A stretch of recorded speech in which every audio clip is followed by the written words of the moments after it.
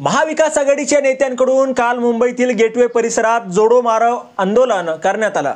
आता या आंदोलनावर उपमुख्यमंत्री अजित पवार यांनी टीका केली आहे। ते बारामतीत बोलत होते।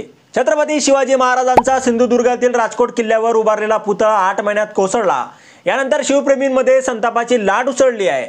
तर विरोधकांनीही याबद्दल आक्रमक भूमिका आणि पवित्रा घेतलाय। या घटनेनंतर काल महाविकास आघाडीचे नेते रस्त्यावर उतरले होते। महाविकास आघाडीच्या नेत्यांकडून काल मुंबईतील गेटवे परिसरात जोडो मारो आंदोलन करण्यात आलं। आता या आंदोलनावर उपमुख्यमंत्री अजित पवार यांनी टीका केली आहे। ते बारामतीत बोलत होते। बारामतीत आज राष्ट्रवादी काँग्रेसची जनसन्मान यात्रा पार पडत आहे। यावेळी अजित पवारांनी भाषण केलंय। या भाषणावेळी अजित पवारांनी विरोधकांवर जोरदार हल्ला चढवला।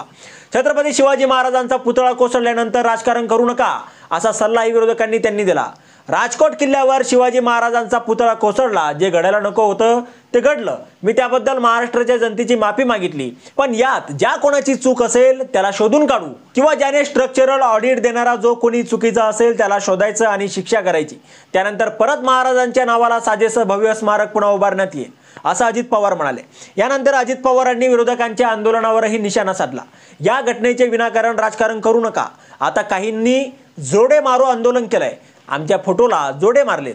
अरे कसे जोडे मारतात? जर हिम्मत असेल तर समोर या, मीही बघतो हा कसला रेडीचा डाव खेळताय। अशा भाषेत अजित पवारांनी विरोधकांना सज्जड दम भरला। आता पुढे काय करायचं हे तुम्ही ठरवा। आता लवकरच बारामतीत कॅन्सर रुग्णांसाठी रुग्णालय काढण्यात येणार आहे। लोकसभा निवडणुकीच्या काळात संविधान बदलणार असा चुकीचा प्रचार केला गेला।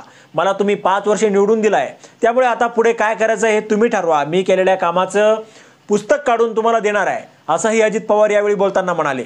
आता यावर तुम्हाला काय वाटतं? तुमचं मत कमेंट बॉक्समध्ये लिहायला अजिबात विसरू नका। व्हिडिओ आवडला असेल तर जास्तीत जास्त शेअर करा आणि आतापर्यंत राजकीय तडका आपण आपल्या या चॅनलला सबस्क्राईब जर केलेलं नसेल तर चॅनलला सबस्क्राईब करा।